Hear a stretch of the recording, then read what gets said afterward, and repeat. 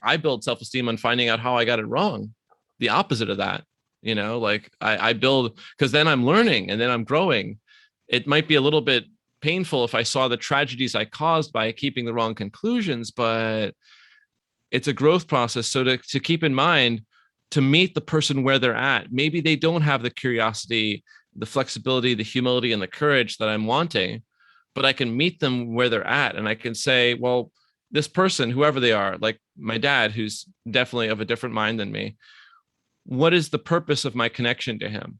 What are the benefits and objectives that I can have by staying connected with him?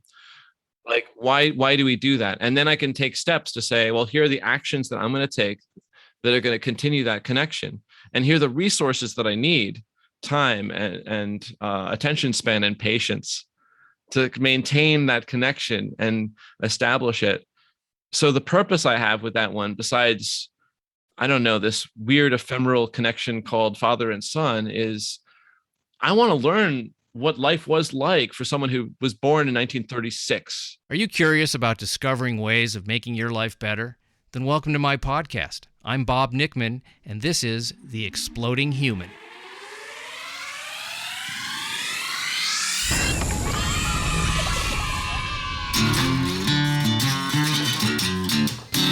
Listen in while I talk with all kinds of people in the fields of personal growth, health and healing, alternative therapies, psychology, spirituality, environment, and the future. I'm looking for those answers that make life better for everyone. You'll meet cutting-edge practitioners, doctors, artists, filmmakers, business people, and those who have overcome challenges. The brave, the curious, anyone who is out there helping us humans to explore, expand, and explode. Hi, welcome to The Exploding Human. My name is Bob Nickman. My guest today is Darrell Becker, who is an acupuncturist and holistic healthcare professional living on the Big Island of Hawaii. More about Darrell in a second. But first, I'd like to invite you to visit my website, theexplodinghuman.com. Over there, you can read synopses of the episodes, see photos of the guests, listen to the episodes, little bio on myself, and there's a donate button if you'd like to support the show. That will also give you access to some extra content. There's also a YouTube channel, The Exploding Human with Bob Nickman. Add with Bob Nickman to listen on YouTube. And there's the Exploding Human Facebook page. As I said, my guest today is Darrell Becker. Darrell is a licensed acupuncturist. He's been doing that for about 23 years, and he's a holistic healthcare professional. We are going to be talking about the difference between the germ model of disease and health versus the terrain model of disease and health. So if you don't know about that, you're going to learn a lot. Darrell's got a lot of information in that area. We're going to talk about other things besides health, like critical thinking, questioning things. We're going to be talking about toxicity in environment and foods, also chelation therapy. Very interesting topic. I don't know much about it, but Darrell explains it really well. And we're going to be talking about embracing uncertainty. So without further ado, let's welcome Darrell Becker. Good morning, Darrell. So glad you're on the show. Hey, it's great to join you, Bob. Yeah, and you're in Hawaii and I'm in Los Angeles, so we're warm climate folks. And let's start with something that I wanted you to explain. Most people go on the germ model of health, like avoiding germs. Germs are the enemy. They're everywhere. Wash your hands. You don't want to get sick. And you are going to talk at first. We're going to talk about the terrain model of disease and what that means and what does that mean for us as human beings and how we approach disease and health. Just for like a little solid basis there, I am a licensed acupuncturist. I did start off wanting to help my own health. I had health problems, and that's what got me into being a professional healthcare provider about 23 years ago. So that's where I started. And thing about it, when you go through that type of training, because I certainly did go through medical college type training is what we do to be a licensed acupuncturist. You got to have a master's of science in Oriental medicine. You have to go through this 4 years of medical training that learns both Eastern medical technology and Western medical methods and technology. You get to go through all of it, anatomy and physiology, laboratory readings and all of that kind of stuff, pharmacology. And they definitely indoctrinate everyone into what's well known as the germ theory of disease. That's where many diseases are caused by bacteria, viruses, or other known pathogens. I'm talking about, certainly fungus, molds, and parasites come in from the outside, and that's what causes many types of disease functions. So like you have like a pathogen, the body just can't handle keeping it out. It goes in, it can't destroy it or keep it contained. So it destroys cells and tissues become damaged, and that causes disease. And that theory was started, not too crazy long ago, back in the time of Louis Pasteur, who was the one to be widely funded to promote this theory of what's known as the germ theory of disease. And back then, they didn't have scanning electron microscopes were not available, Bob. So they were guessing that there were other pathogenic particles, which at that time they called viruses, from the Latin word, which means toxin, virus. And that's where that started. And then they actually theorized that beyond the actual bacteria that were coming in from the outside, that's something that you can actually start to see once you have normal microscopes can be seen, can show living bacteria multiplying and things like that in vivo, like in cultures and things like that. In vitro, but not so easily to see actually in the living organism, of course, because you can't stick me under the microscope, but you can take particles out and then put them in culture and look at them. And then there's a whole bunch of theories made around that the theory was that the bacteria or virus comes in from the outside and it causes the disease. And then in the 1930s, they finally had the scanning electron microscope starting to actually investigate smaller particles, which quickly became labeled as viruses.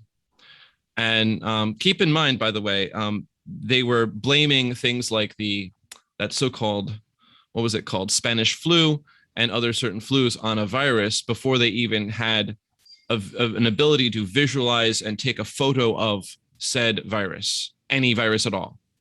So the theory actually came way before the actual evidence. Imagine that. And that they had so much strong, pushing in this direction. By that point, I hope to touch on the Rockefeller influence on what is known as the American Medical Association, the Food and Drug Administration, like the big so-called robber barons of the late 1800s and their massive amounts of oil and energy money that moved into education and into everything is what promotes what you get to see out there. And it's not really a surprise, but yeah, basically the germ theory goes like that, where the body has an immune system. There are antibodies that are supposed to be there going around, like a huge emphasis on the antibodies, these particles that recognize foreign bodies and particles, toxins even, and then just stimulate the immune system, so-called, that the systems of lymphocytes and white blood cells to go around and coagulate around and compartmentalize and eventually remove through the elimination processes. I'm talking about sweat and urination and defecation, and actually respiration, because people breathe out too, like that. Those are the methods that the body would then try to remove pathogenic particles or toxic particles, basically. And that's the big emphasis. That's I would say, the germ theory in a nutshell. And I was buying it to a point up until last year. Only 1 year ago, huh? Yeah, about 18 months ago, I did a thing I do periodically scientifically. I audited my conclusions. So periodically, I'll take a conclusion that it seems like I have a preponderance of evidence to support. As an example, I treat people here in my clinic. I'm in my clinic now. I give them a treatment, and I am examining what the impact seems to have been. It's called correlation, because there's no such thing as pure causation, because I don't have access to all the data and variables of every molecule that's moving around. That's not like, I'm not in Star Trek world where like, wee, wee, wee, wee, like that, I am guessing like all other people are guessing based upon data and information. So as I was investigating this stuff, I was finding out, okay, what is the support that viruses actually cause disease? I'd been understanding that there were falsely claimed viruses causing disease for a long time. That has been shown in evidence. There was a time where they thought the symptoms called beriberi was caused by a virus. And that was actually eventually had to be admitted that that's caused by a B vitamin deficiency. There were times where they were trying to say that scurvy was caused by a pathogen, that it was contagious. They had to admit eventually it was a vitamin C deficiency. So there are deficiency diseases for real, and that there's an evidence that for real, large, controllers of the orthodox thought, especially around the subject of medicine and the practice and industry of medicine, have pushed in the direction of false narratives that made them a lot of money over and over. And they get caught and then they just sweep it under the rug, like the whole scurvy and beriberi and rickets thing, like that. Over and over, this happens. And the most recent version of this one was the HIV causes AIDS hypothesis, that this retrovirus called HIV causes it. Now, that one I went through and I understood that from the beginning of my training 20 plus years ago. I understood that one because you can go and try to find where are the papers that show pure like isolation of this retrovirus HIV, and where's the purification of it? That's where you just remove everything else but just that particle. And where do you show using the purified HIV particles introduced in a natural manner through respiration, skin, food, etc., that it causes those symptoms in a healthy animal? There are no such studies for any of that. There's no purification, there's no isolation, there's no causation. There's just these other types of studies that passes for virology, as I was learning, as I was going into it. And I had to admit from last year when I was looking into this that there was not a single piece of evidence showing isolation and purification where they have centrifuges, they have filters that can go down to seriously small nanoparticle sizes that they could filter out. You know what I'm saying? Like they could do this, but they don't. Or rather, if they are, it's not being published. And what gets published is something completely different. We might touch on that. And I just discovered that I better revisit the terrain model of disease. And that's a completely different thing. All right, let's talk about what that is, because everything you're saying is the antithesis of what I've been educated or non-educated, depending on what it is, to believe. I'll give you an example. I had pneumonia a number of years ago, and they weren't sure what caused the pneumonia. So and it was a pretty serious case, and they brought in somebody to figure out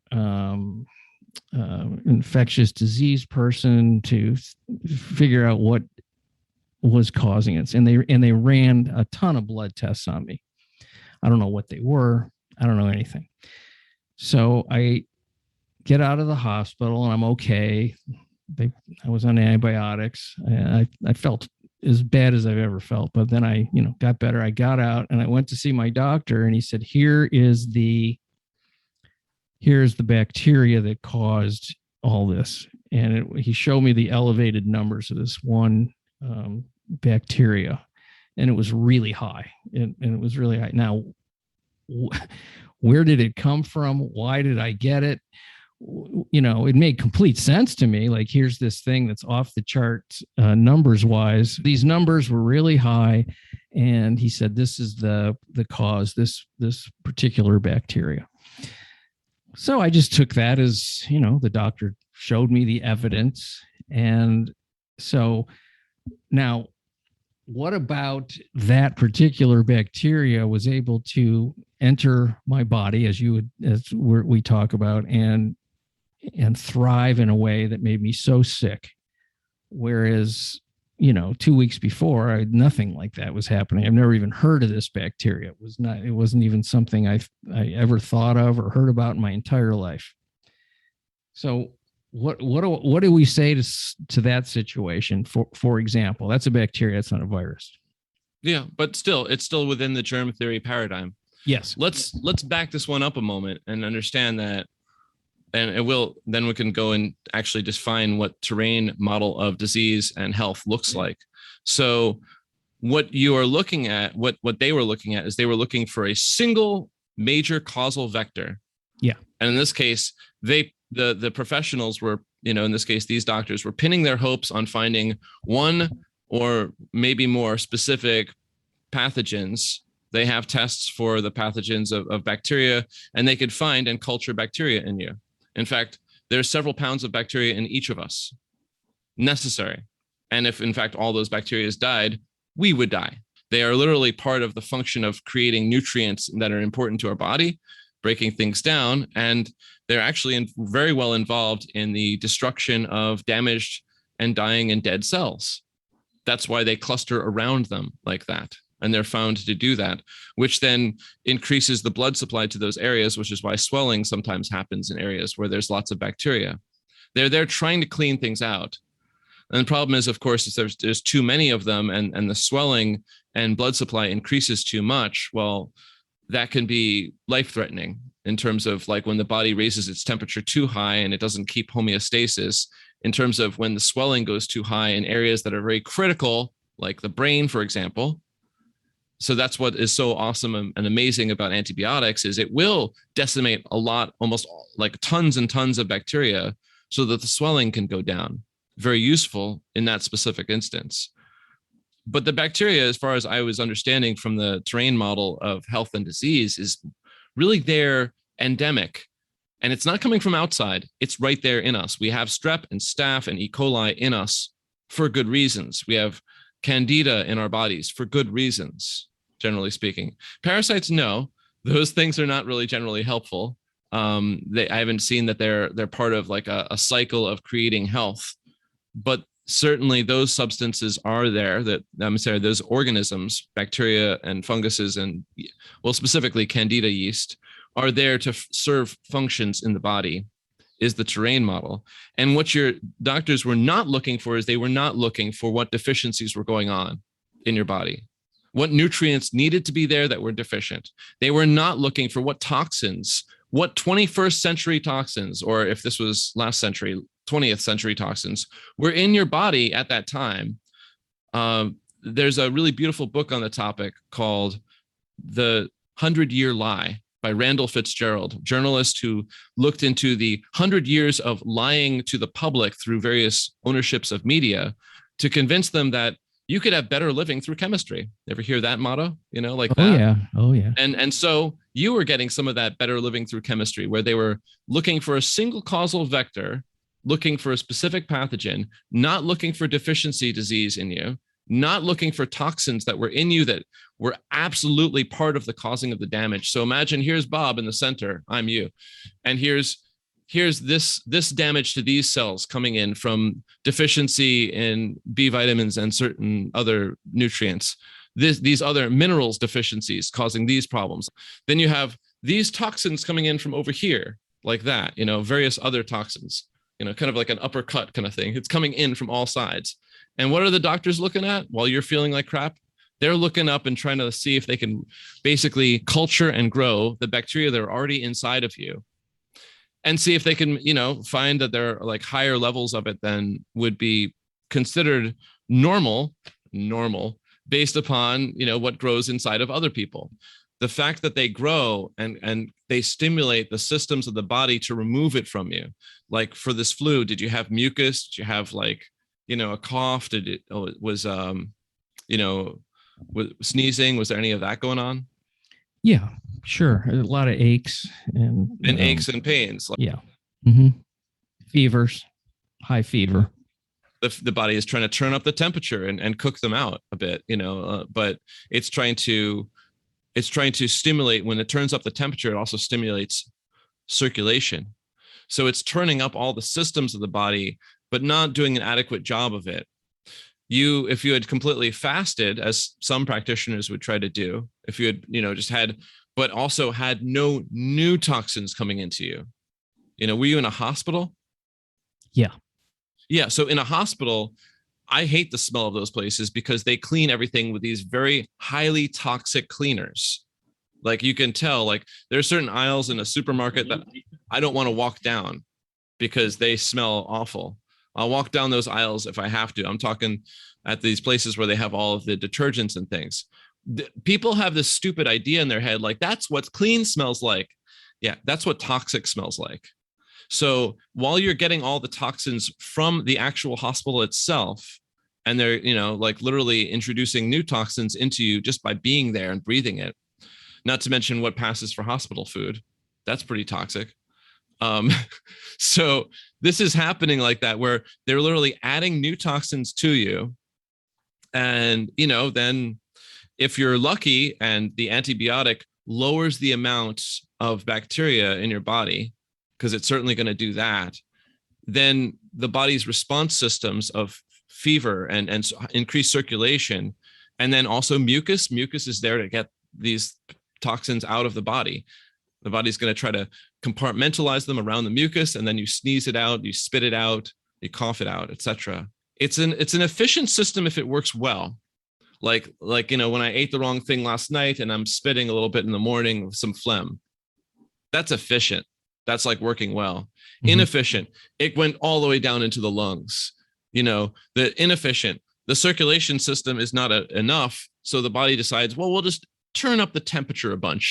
The terrain model is to look at all of the factors. It is a holistic health a perspective that has been around for hundreds of years at this point, and possibly thousands if you go back to Hippocrates and Paracelsus, where they understood that the food is the medicine. They understood that you need to be aware of the toxins that are going in. You need to be aware of the deficiencies that are happening.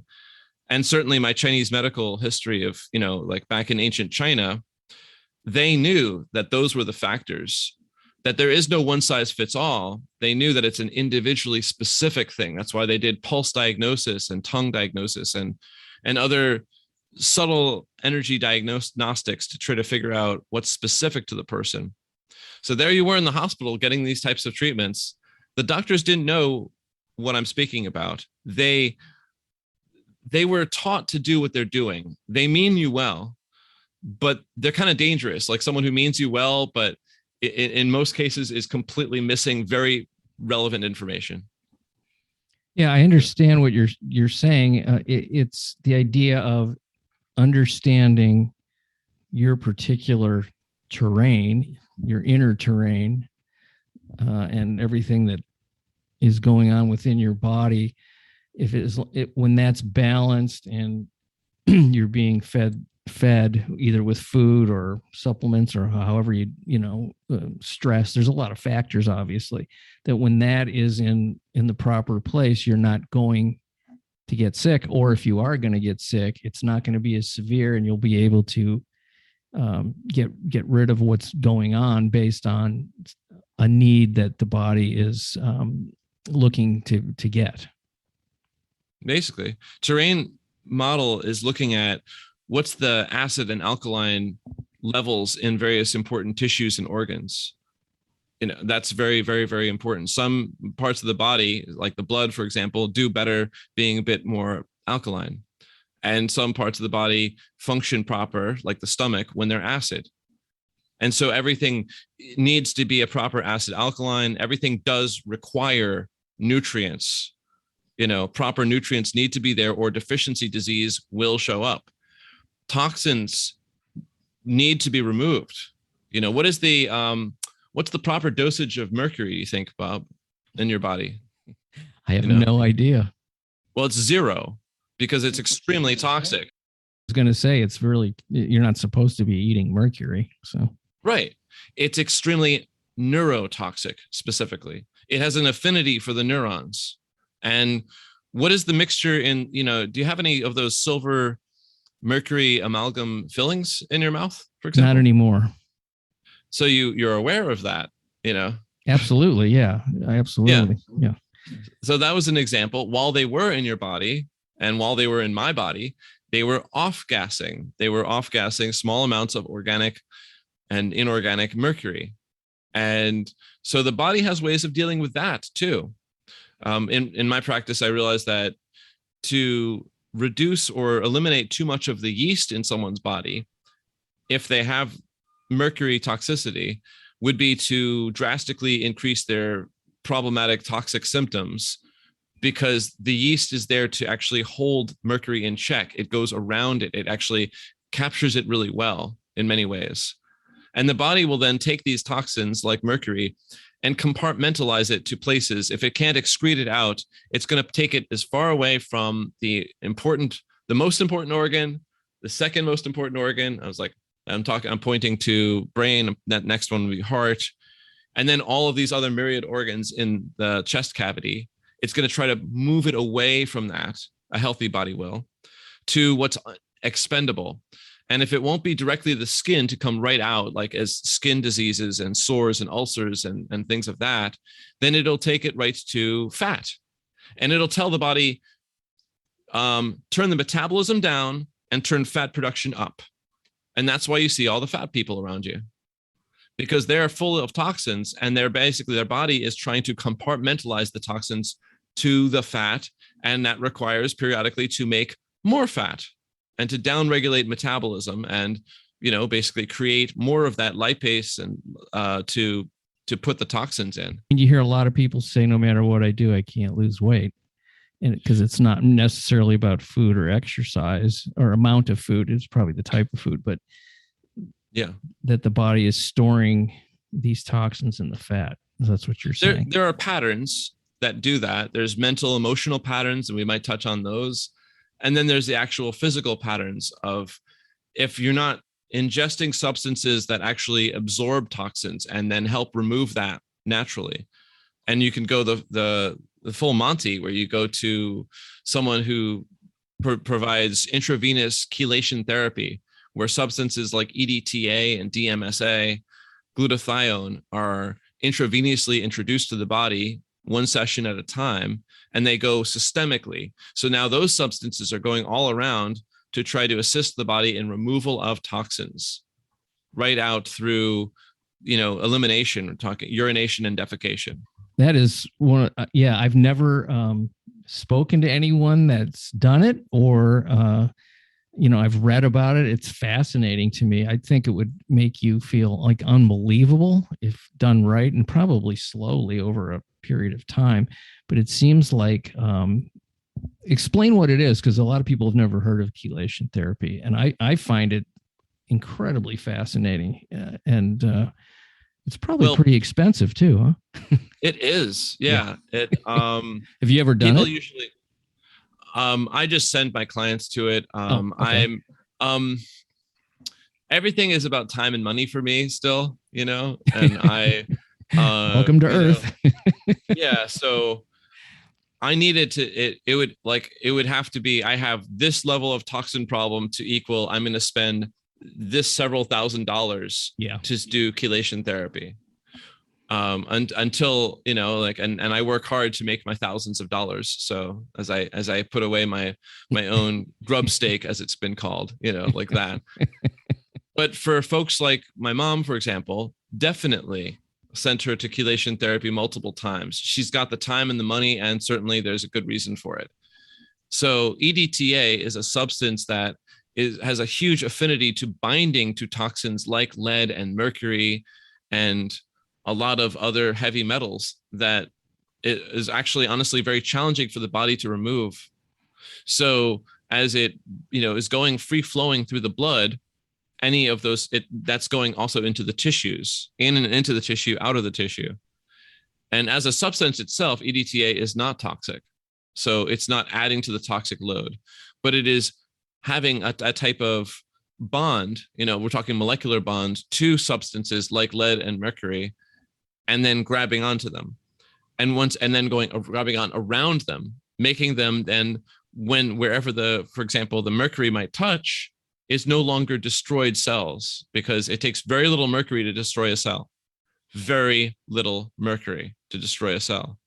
So there's, in this case, now you have a bunch of EDTA covered mercury, and the body kind of knows what to do with it, which is just to say, oh, that's toxic. I'm going to just get some lymphocytes around that, and I'm going to start to escort it down to, and once it hits to things like the kidney and liver, that's where it's identified as waste to go out. These are the filtering systems like that. And there it goes, and you're right. It takes small amounts over time to do that properly done.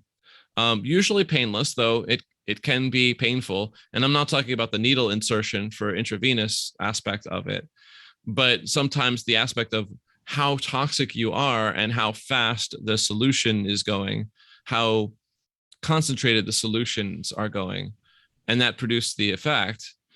This is why people around the world always did things like sweat lodges in some continents or saunas, because the sweating aspect is another way to remove the toxins, and exercise. That's why people who exercise a bunch are generally doing better than the people who don't. I know that I'm completely different when I exercise, which I do almost daily. I mean, very consistent, because when I don't, I feel awful. Not awful, but I don't feel vibrant. So I've made that a part of my lifestyle because it just feels better.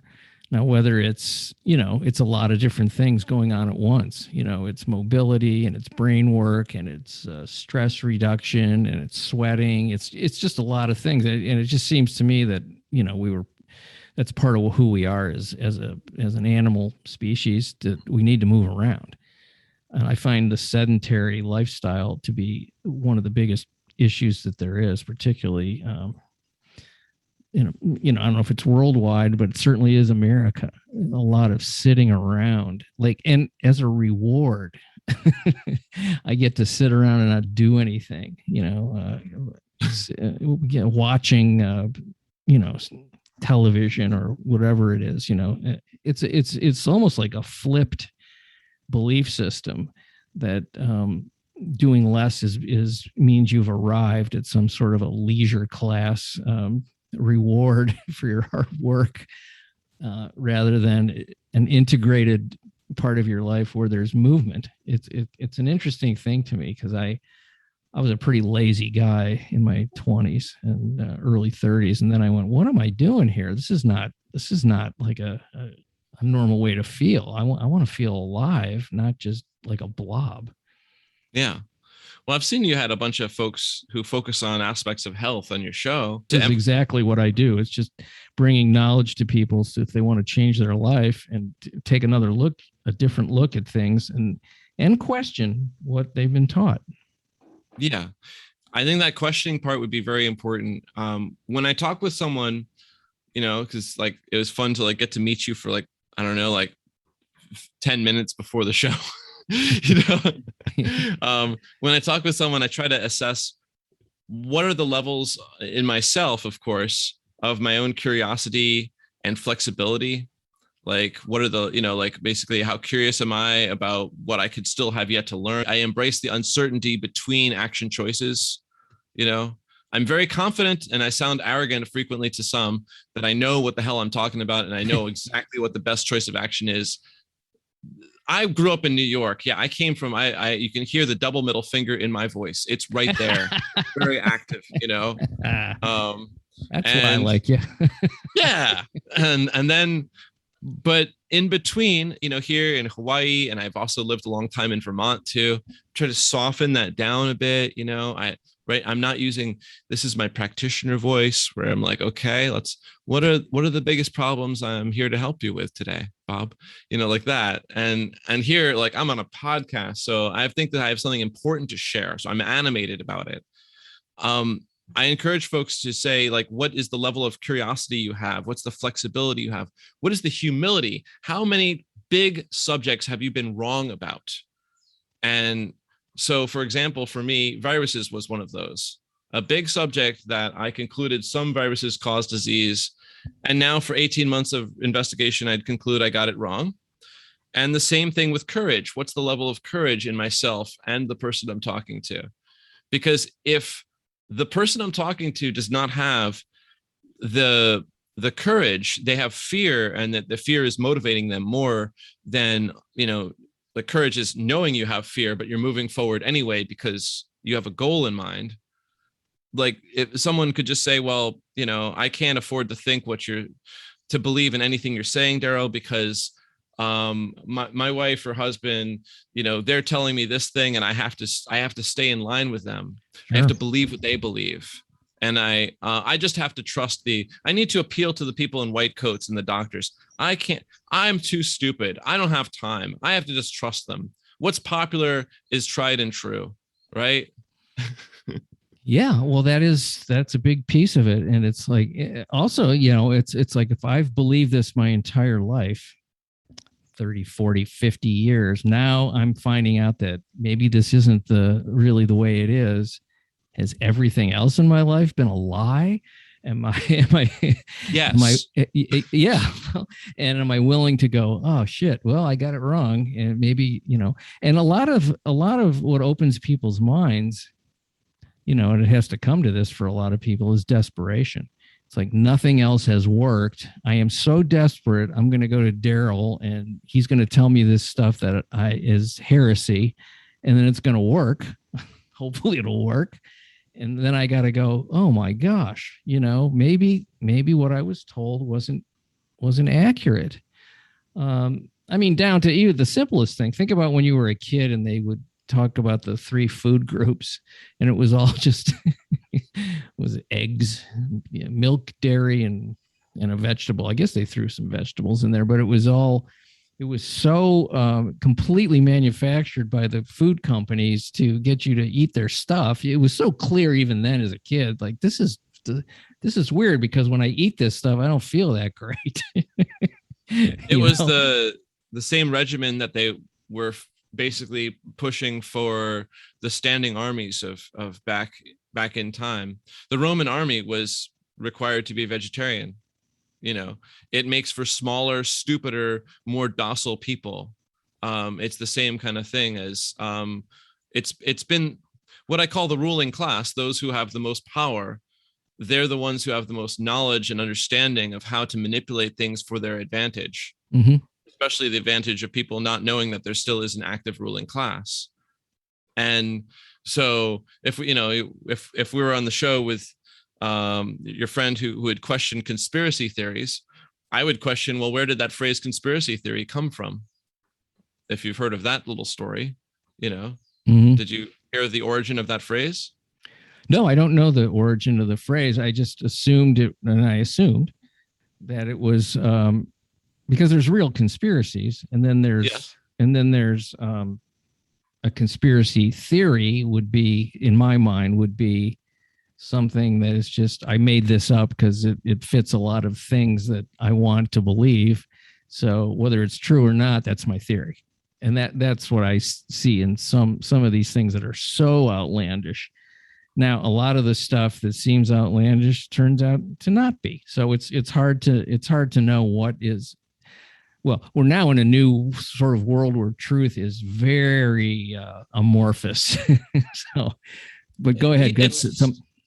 Its origin was basically anyone who questioned the Warren Commission's report on the single killer for John F. Kennedy was to be referred to as a conspiracy theorist. And that was then disseminated to all of the major newspapers and networks at that time. And that was a requirement that they were going to be utilizing this phrase. It's that expression. It's very hard to explain something to someone and have them understand it if their salary depends upon them not understanding it. Oh, absolutely. That's a big thing. And it's there's whole, sort of groups of thought on how to convince people of things that are true or not true. What are the techniques to do that? And it's really, belief systems are really powerful, and they're a very interesting thing to deal with when you talk to people about. I think I saw you on this other podcast start with something like, tell me, and maybe I'm wrong, maybe it wasn't you, maybe it was me thinking, but my attitude is, if like I want to convince you of something you don't believe yet, and are really not open to, I would start with, I'd say, Darrell, tell me something that you believed that later you realized wasn't true. Could be anything. Yeah. That you believed would was not porous. And then you had this piece of wood that got soaked full of water. So you went, oh, I guess wood is porous. I have, could be something very simple. I would ask that person, give me one or two things. Then you go from the premise of, okay, so your mind can be changed, and it has been changed. So you're already like a half a step closer to saying, well, would you be willing to look at this evidence? And you don't have to believe it yet, but would you be just open to looking at this evidence and me showing you how this has transpired? And then you have a place to start from. Right. And I have a ready list of, a growing list of some 20 to 30 major topics that I've concluded incorrectly about based upon the analysis of how it played out later. So what I'm asking people to consider doing is something that's completely the opposite of that, embracing uncertainty. Like, you don't know crap. Like, start with right there. You don't know crap. You're right at the bottom, and embrace that. And like, oh, do you feel sad and maybe a little bit anxious about that? Good. Embrace that, because you're not going to really move beyond it like otherwise. And then what you're going to look for is you're going to look for supportive evidence that helps to get a predictable and desirable result in your life with whatever you're doing. So when it comes to fixing a car, I know tiny bits of things, but I go to a mechanic who knows huge amounts of things. When it comes to building a house or repairing one, I know tiny bits of things, but I go to the people who get the predictable and desirable results. And I have to understand what's going on around that. Same thing for medicine and medical care. It's the same exact thing. What was mostly indoctrinated into me, and probably you and many listeners right there, is that your body and health is way too complicated. It's all about this complex biochemistry going on, the enzymes and all of these nutrients and things like that, and the toxins that I was referring to, and the structural damages that can happen. And it's just mysterious. And the amount of information, the amount of school that I had to go through, which was incredibly, I would say, time consuming and frequently destructive to aspects of my life. I would never wish Oriental Medical College or any medical training on anyone. Okay. Because the way it's being done to acquire this license, like I hold, is destructive compared to the training that people go through to learn how to build a house or how to fix cars. Is much less destructive. It's much less time consuming. It's not like that in that same kind of way. There are many practical fields like that where they avoided the stresses of unnecessary memorization, basically kind of a controlling test. If you looked at the book Disciplined Minds by Jeff Schmidt, he describes and shows exactly how this happened, where people like me, well-meaning, go into medicine wanting to help people.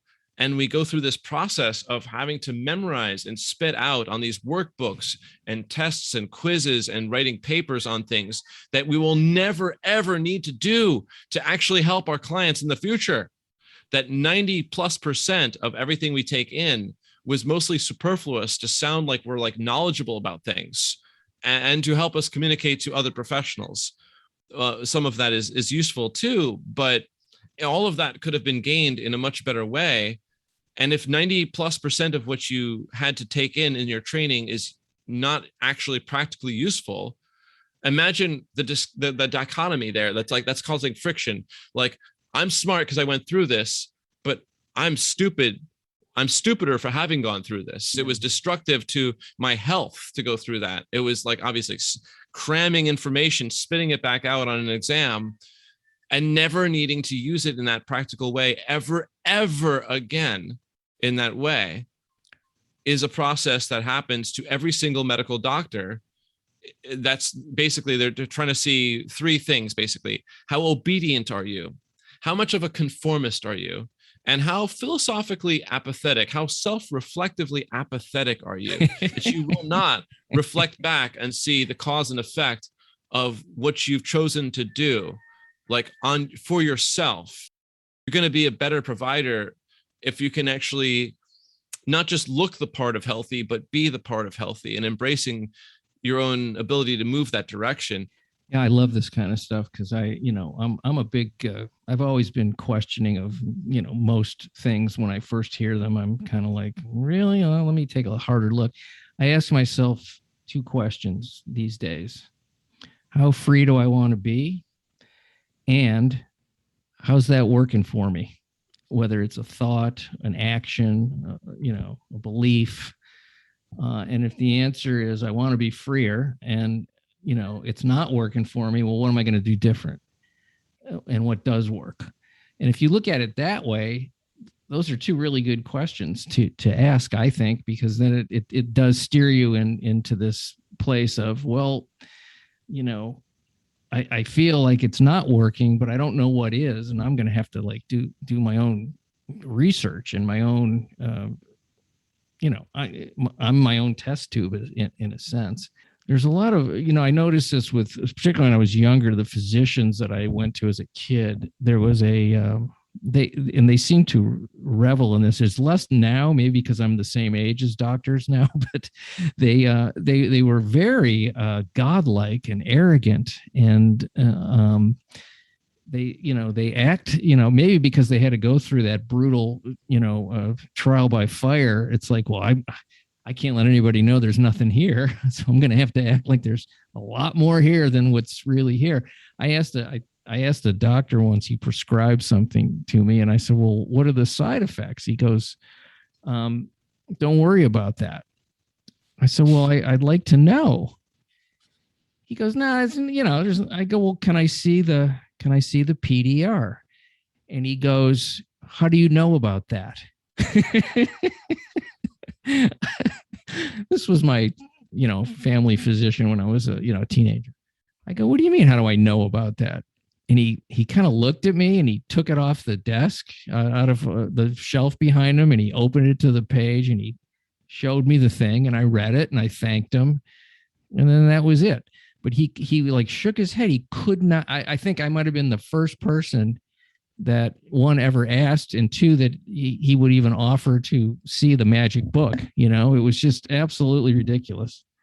It's important to understand with some empathy that I wasn't just trying to harsh on my own medical colleagues, both acupuncturists and all the other medical providers who go through this rather extremely and damaging, rigorous training programs that we go through, that, like sleep deprivation and the economics of the whole factor of like just being, like someone's funding stuff while you're going through school. Honestly, it's a real pain in the ass. It's not like you're on the side making an awesome living.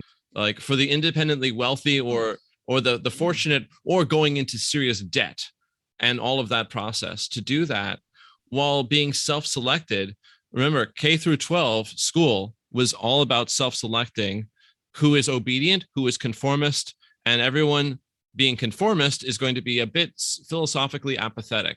They're not going to really reflect back on what's in their own best interest. Like basically, the world's going to ask you that question, who are you? And if you don't have an answer, the world's going to tell you right who you are, like that. It'll fit you right into a box. And that box might include, slicing off of the top of your head and removing some aspects of your thinking process.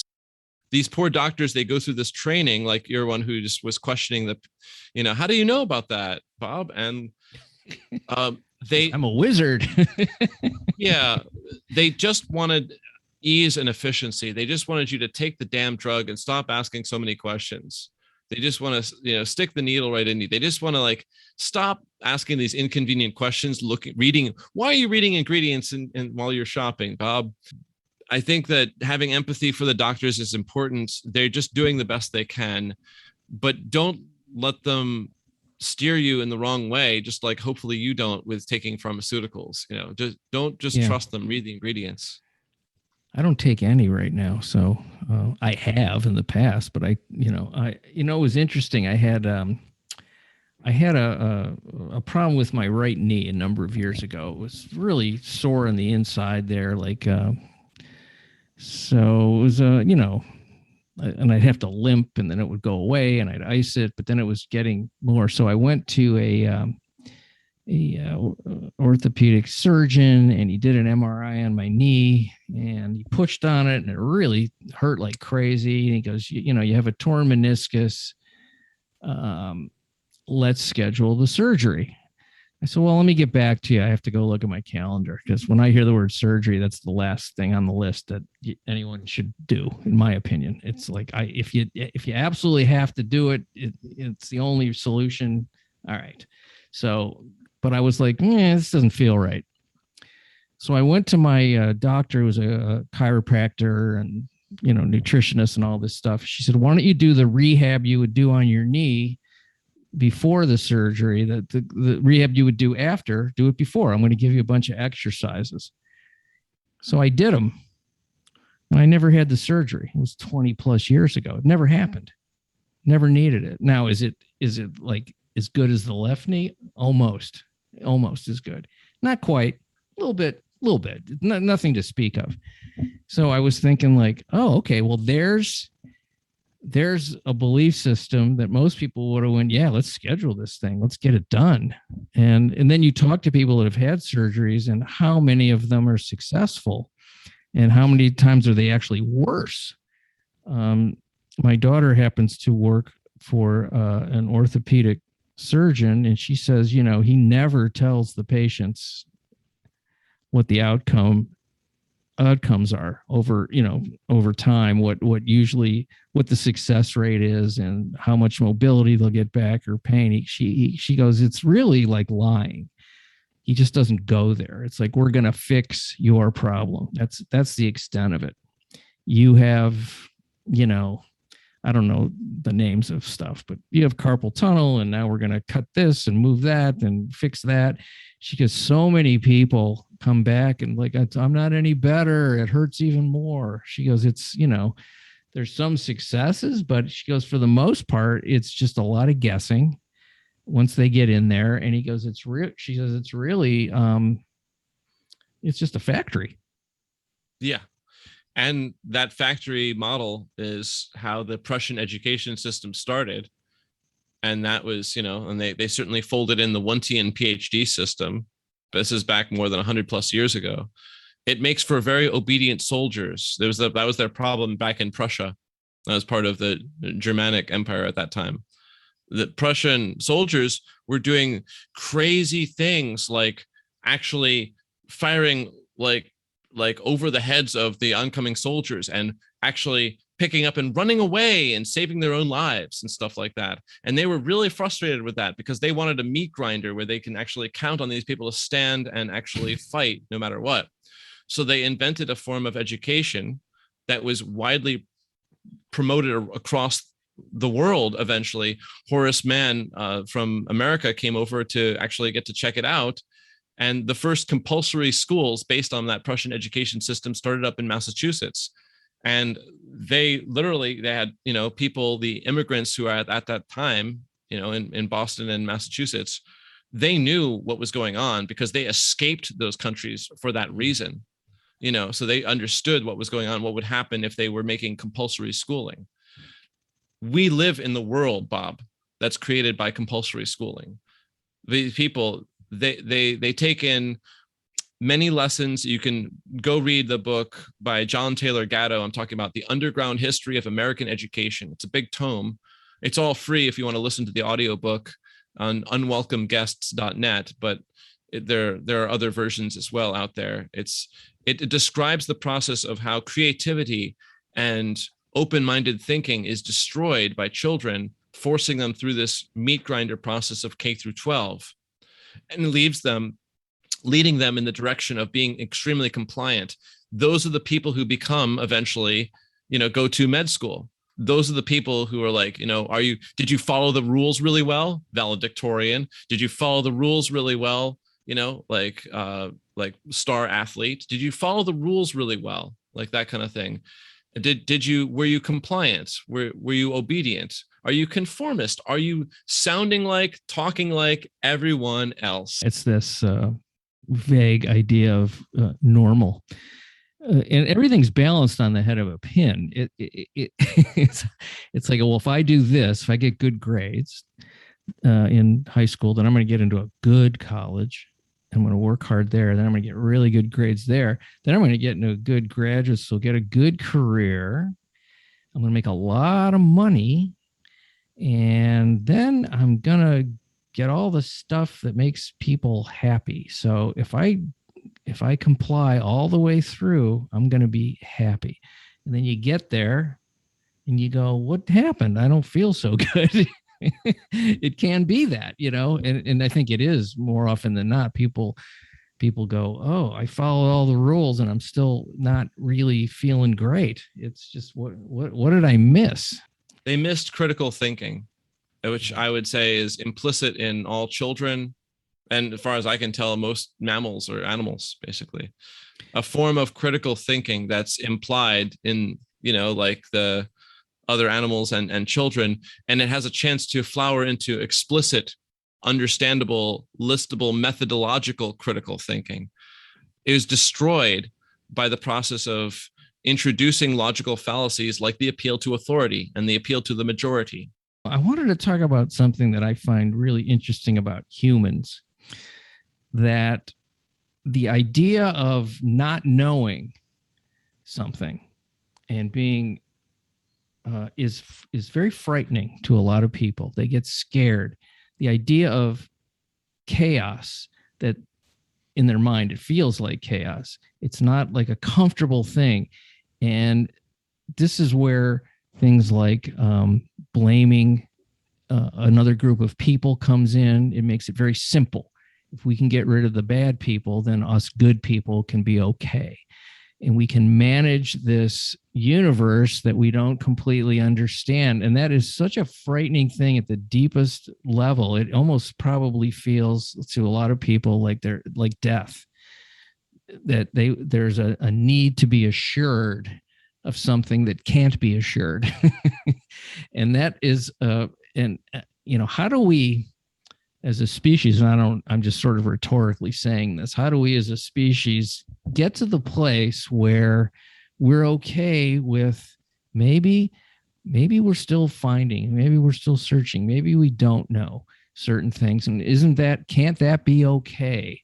Why do I have to, be angry and afraid and really terrorized by the fact that there aren't answers for everything all the time? I think it comes down to the indoctrination.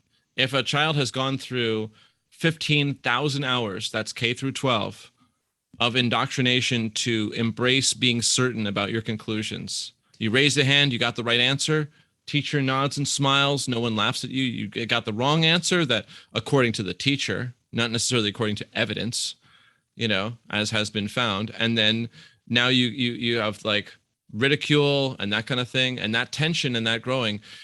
Children would have to not go into that system. They would need to be self-educated. There's the Alliance for Child-Directed Learning, self-directed.com. Self-directed.org. That's where people are understanding that a child, given the resources, will educate them far better than any single education system ever. In this modern world, that's the way. That's the most optimized way. They're called unschoolers. Only if they were removed, Bob, from these systems of indoctrination could they. Hopefully, there's enough people that are questioning that get to a place where they can educate more people, and it just keeps going. I'm not sure that's possible. I mean, it's a little dark on my side to say that, but because it's never happened. But maybe it can. Maybe we'll evolve as a species past, the petty and into the more realized. I don't know. I think it's good to think, to step away from thinking collectively, the species, and start thinking individually and within the individual groups that you like to actually connect with.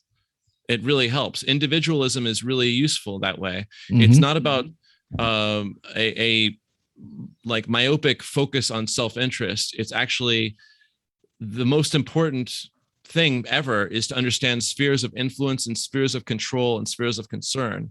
My biggest sphere of influence is myself. Next, I have, certainly friends and what I think of now as my Hawaiian ohana or family over here, like the people who know me and like me and trust me, my clients, people that I podcast with, like you, Bob. Like it expands until the people out there listening to my voice right now, I have influence over you, possibly, if you liked what I had to say. And then from there, I have no influence on all the masses that I'm very peripherally attached and connected to. I have very little influence on that. So I don't concern myself with that much. I'm looking at like just more of people, as many folks as possible being aware. That's really what I'm talking about. Not being the same, but but being able to, like you say, have critical thinking. That would be nice. I don't have to agree with everybody because God knows I don't. But it would just be nice to see more of more kindness, more compassion, more awareness. That would be just a beautiful thing. I was going to advocate for that type of kindness and connection going on right now. I do that in all the shows I've been on recently because what I say could be sounding as divisive. If you need to believe a certain thing and I'm saying, well, don't, that's going against what you wanted to really believe because you build self-esteem perhaps on keeping the same belief conclusion. Instead of for me, where like I build self-esteem on finding out how I got it wrong, the opposite of that, like I build because then I'm learning and then I'm growing. It might be a little bit painful if I saw the tragedies I caused by keeping the wrong conclusions, but it's a growth process. So to keep in mind, to meet the person where they're at, maybe they don't have the curiosity, the flexibility, the humility, and the courage that I'm wanting, but I can meet them where they're at. And I can say, well, this person, whoever they are, like my dad, who's definitely of a different mind than me, what is the purpose of my connection to him? What are the benefits and objectives that I can have by staying connected with him? Mm-hmm. Like, why do we do that? And then I can take steps to say, well, here are the actions that I'm going to take that are going to continue that connection. And here are the resources that I need, time and attention span and patience to maintain that connection and establish it. So the purpose I have with that one, besides, I don't know, this weird ephemeral connection called father and son, is I want to learn what life was like for someone who was born in 1936, and what, again, 80 years ago, something like this was happening, but he was too little. It was over his head. He was too little. He didn't capture the divide and conquer thing going on. He got to more grow up in the nifty 50s kind of thing, where a constant rise. And that's what's about to happen in our 30s, a rise of incredible opportunities to create wealth and diversity of everything is what's about to happen. That being said, I want to thank you for being on the episode. Give us a couple of readings for people if they want to expand their horizons a little bit, because you mentioned a couple of great books, and I think I have a pretty curious audience, so that would be wonderful.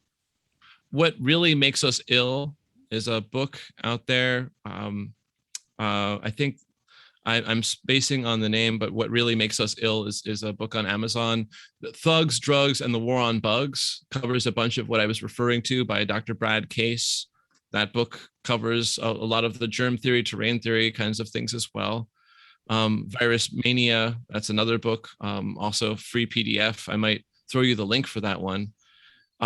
If you want to understand the patterns of history going on, Pendulum by Roy Williams and Drew Michael, that one basically that covers really well like what's going on in terms of this pattern. It uses 3,000 years of evidence to support these patterns that happen over and over again. And the authors write that one with the perspective of marketing and copywriting in mind, which makes a lot of money. My copywriting and marketer friends make a lot of money. And that's about messaging. But you can keep it in mind to understand connections to people and what's going on in the bigger picture of things, not just like this little picture of like, oh my God, this has never happened before. Yeah, Google toilet paper shortage, Soviet Union. This has happened before. You're not having a unique experience. But for my own self, What I work for clients like you and folks around the mainland and in other countries as well, to find them a medical team, starting with member number one, to get through chronic illnesses and injuries. If, for example, the doctors were failing you, or as you might presume, they seem to be making things get worse and adding new problems. I help you find a way to find professionals like myself around the world, how to interview them, how to basically make sure that they work for you, as well as giving you a health report to figure out other options. Yeah, you can reach me at voluntaryvisions@gmail.com. That's my hidden email that I hide behind to find me. And I have a show, Not Medical Advice. You could find it on YouTube and BitChute, notmedicaladvice.co. I like to make shows like kind of like this one, but a little different, where I cover various medical stories and options that you've never heard of or never seriously considered. Yes. It used to be called alternative, but it's not. To me, it's not alternative. It's something. It's holistic. Or pertaining to the whole, rather than allopathic, which is all about oppositional and like one problem, monopoly way of thinking. I'd say encouraging the listeners, think like a plurality, not a monopoly. You want lots of choices for your shopping and service industry, not one choice. That's it. Thanks so much. I appreciate it. You have a fantastic day. Right on. Thanks, Bob. Thank you. Much appreciation for you folks listening to The Exploding Human. Again, check out the website, theexplodinghuman.com, The Exploding Human with Bob Nickman on YouTube, and The Exploding Human Facebook page. Those are all places you can listen to the show. Again, big thanks to Darrell Becker. I'm going to have him back pretty soon. We have some other topics to cover that we didn't get to. So thanks for checking it out, and come back and listen to more Darrell Becker coming up in the next few episodes. I believe we'll get Darrell back. Thanks a lot. Have a fantastic day. Bye.